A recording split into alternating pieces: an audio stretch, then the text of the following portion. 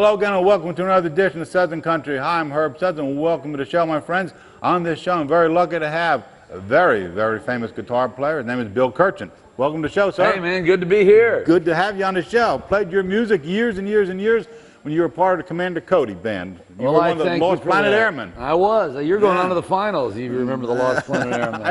I played that Red Double album, the one you co-produced. Yeah. I think I'm playing both sides at the same time now because it's kind of worn through. That's you got it. You got it. So I played Commander Cody music for years and years. Oh, that's good. I read where you're a living legend.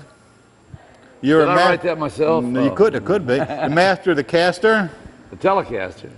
Somebody wrote it, said the caster. Yeah.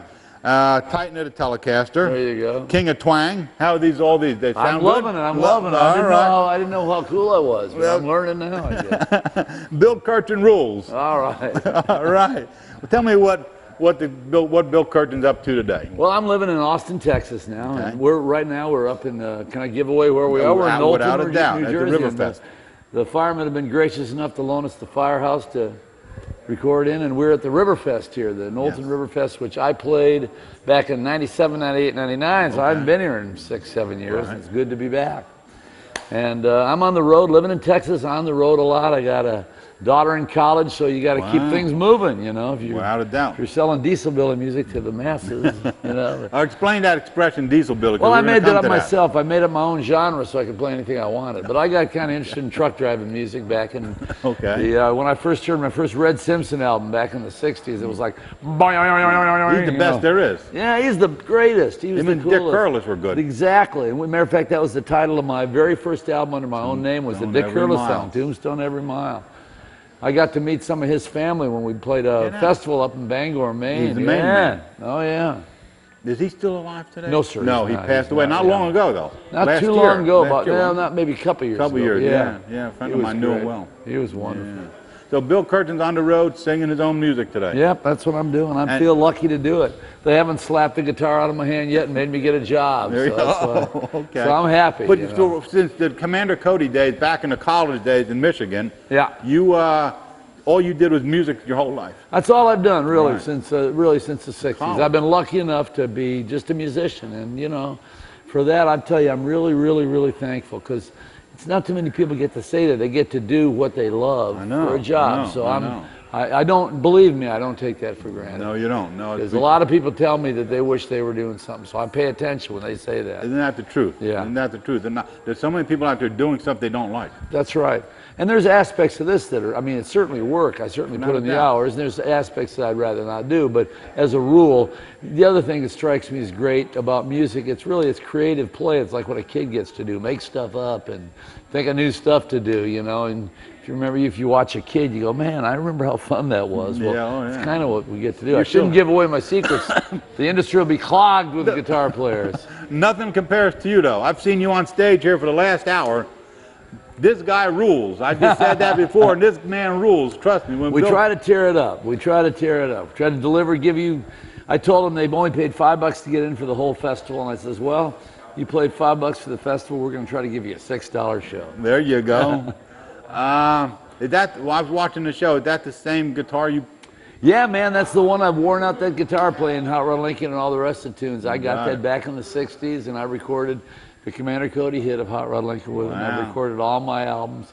I've played some other guitars through the years, but that's been 99% of the time on that one guitar. How often do you restring that thing? Every 2 gigs I put new strings on. And if I beat it up real hard or I'm outdoors and I perspire on it, I'll do it every gig. Every gig. But you know, it's worth it. It says you step on stage and play those trademark licks that drove Commander Cody's Hot Rod Lincoln to the top 10. Right. How'd you come by those licks? Well, it's a good story, because when I was getting going, I was just sort of copying whatever I could. That's what a lot of people start. And we heard this record of Johnny Bond doing Hot Rod Lincoln. And and we tried to copy, and I tried to copy the guitar part, and I listen to it now, and I go, man, we didn't even get the chords right. But in my lick, I was trying to copy what was probably Joe Maphis playing a lick. Okay, he's good. And really, I didn't quite get it right, but now I kind of like my version better. So it was originality born of incompetence. But you know, that's the way it goes. You borrow and you add your own thing, and so that's how I got going. Did you ever get to ride that Hot Rod Lincoln? There's such a vehicle. No, I know Charlie Ryan. It was his song originally. Charlie Ryan, and he had, and I've heard that the Grapevine wasn't the big grapevine that we think of on Highway 5. There's another hill called the Grapevine down in maybe near Torrance or something, and I've heard some stories. There's a lot more local lore about that. But I did meet Charlie Ryan back in the early 70s, and it was a hit. And he brought us some other songs he wanted us to do that I wish we'd done them. One was called something about out in outer space, man, we was having a rocket race, you know. So he was a great guy. I guess, is he still alive? I think he is. If he is, I was talking to Ray Benson. Sleep at the Wheel. They cut that song too. They did. And Ray said he rode in a Hot Rod Lincoln. He knows Charlie rode in that was in the year 2000. I think he said he was 89 at the time. Now whether he's alive today, it. I think we would have heard if he passed away. Somebody would have told me. He's got to be in way up in the 90s. Yeah, man, he's up in the Pacific Northwest, I think. Is he up that Washington way? State, I believe. Yeah. Did you know at the time when you were going with those chords and those licks on that guitar, that would kind of brand your... No. That was just fun to you never know. My whole career has been downstream. You know, I've been lucky enough to do the next thing, and the next thing you know, I'm doing it for another 30 years. So, I mean, if you'd have told me I was going to be sitting here talking to you about Hot Rod Lincoln in 2005, I would have thought you were crazy. Yeah, I know. So I'm thrilled. You play Hot Rod Lincoln pretty much a standardized tune for you on all of your shows. Huh? That's I got to play it. I saw you close up with it now. Yeah, sure. I mean, it's part of my, I wouldn't think of not doing it. You know, people want to hear it, and I'm an entertainer. People say, don't you get tired of playing it? Well, no, I really don't, because especially that version of mine where I do the 30 different imitations. No, amazing. People love that, you know, and so I just feel fortunate that I got something to entertain with, because that's my job. I'm an entertainer. You brought the house down with that. Yeah, I love doing it, man. What other classics and standards do you play in your shows? Let's see, it depends. That's the only one that I always do. There's a lot of cover, aside of my originals, a lot of covers. There's some that we did with Cody. For instance, I'll do Smoke That Cigarette sometimes. Dim Lights? Dim Lights we did tonight, which is a great, I recorded that. I picked that as my big cover song on a couple albums ago, Tied to the Wheel. We did it with Dudley Cannell, did a duet with him. Dudley Cannell from Seldom Seen. Yeah, exactly. And from before that, the Johnson Mountain Boys. He was early Dudley was in a Johnson Mountain Boys. He's a great singer. He could sing anything. He could sing the phone book, and I'd buy the record. You know. So Dudley and me sang Dim Lights. I'll do sometimes. I love to do rock and roll songs, so I'll do Promised Land by Chuck Berry, maybe, or you know, whatever. And it depends what we're doing. If we're playing a private party where we're just trying to make people dance, I'll do whatever I want. You know. While you're talking about that, in your mind, the storybook in your mind, how many songs do you know? Just round numbers within 300.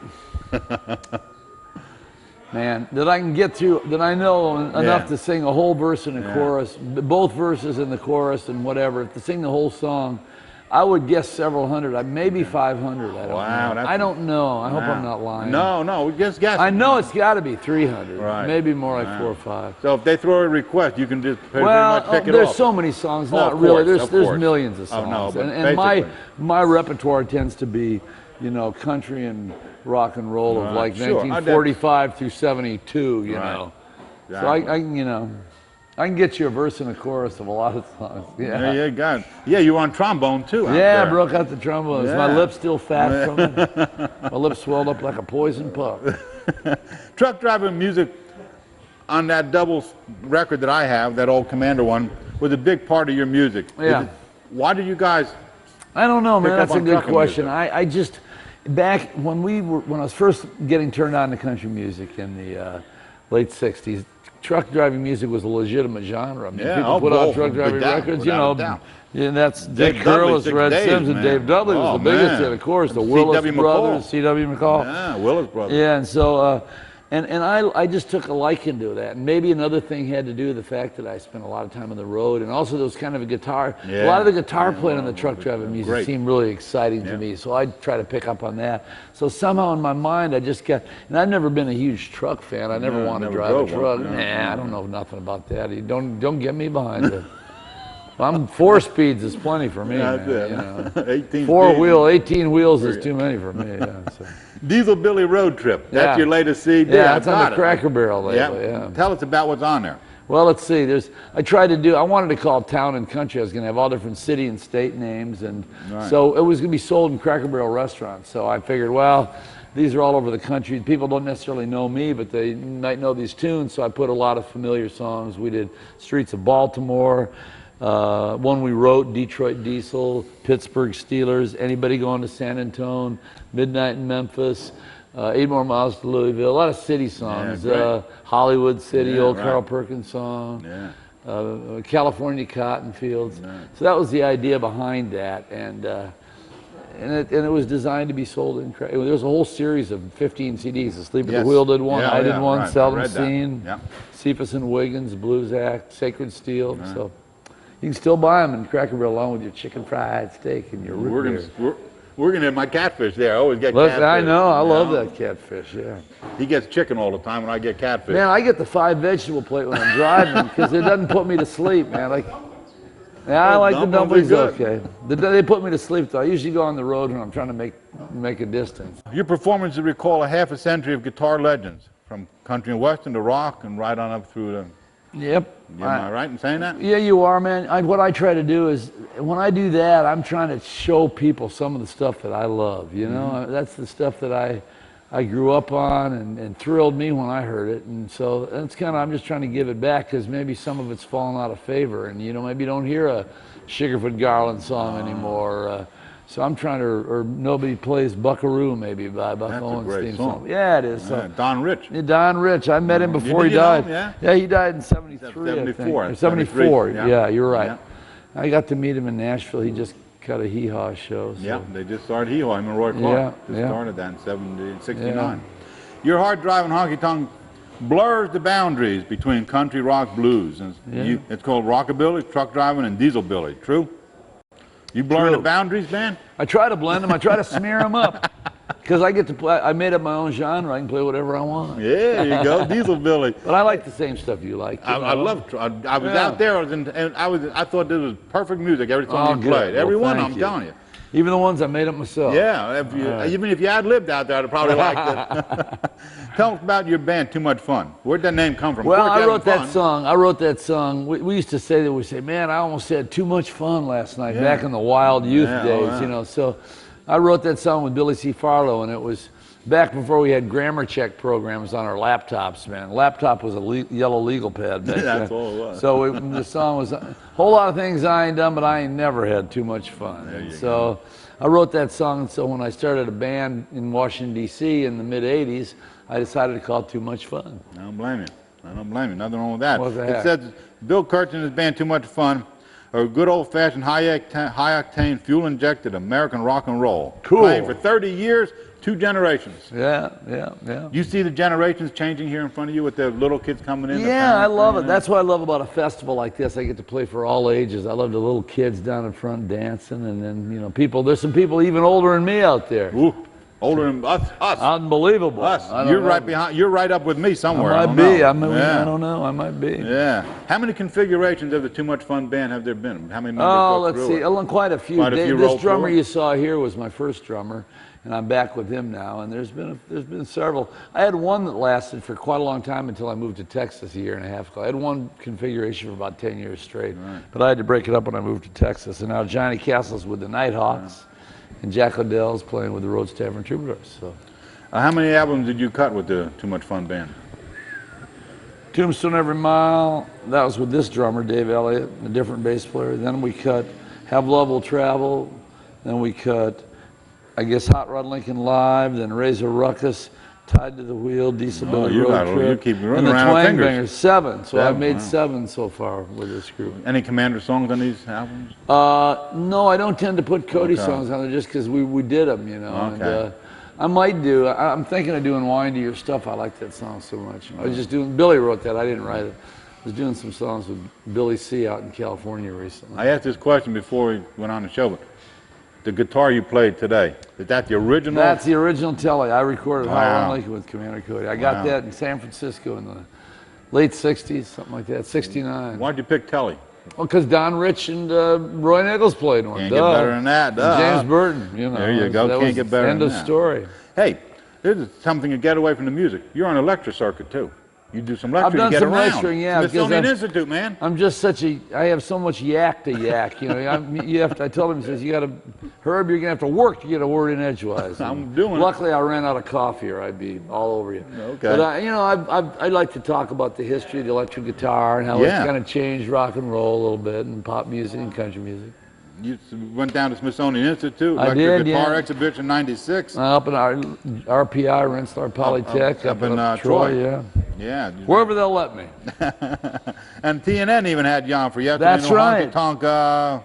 That's right, a honky Western tonk swing. Western swing. Yeah, that was fun. Yeah. Usually I try to dress for TV, but I just got through playing a festival and it's raining out, so forgive me. My hairdresser didn't come by. You know, makeup artist. You know, where's my pancake? Yeah, I did the Don King, right? All the kings. So forgive me, TV audience, but this man is the best guitar player I've seen in, I don't remember when. You're self-taught, I read. Yeah, pretty much. I was lucky enough to have people through the years who would show me some things, and I have my own guitar heroes. There's a bunch of them, you know. So, I like guitar enough. I'll go if I hear something that I can't play. I'll try to learn how to play it. Study classical music? Yeah, trombone. Wow. You never know to hear me play trombone now. Now it sounds like I'm playing a salt horn. Billy C used to go, Bill, you're attracting geese. 5-string banjo? A little bit. I play a little bit of banjo. No, I'm pretty weak on that, but I like it. That was the first fretted instrument I played before I learned guitar. My mom had a banjo in the attic. I learned banjo. Yeah. A jug band? Yeah, I had a jug band, the Who Knows Pickers. that was that was the name of the band.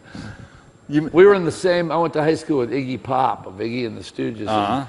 He was in his band, the Iguanas, and I had my jug band, the Who Knows Pickers. Well, I'll tell you something. Life's strange, isn't it? I'll tell you something. We can sit here and talk for hours on some of this old Commander Cody stuff. Thanks for playing the music. Hey. Without you guys doing it, I'd be dead. I'd have to get a job. A real one. Ah.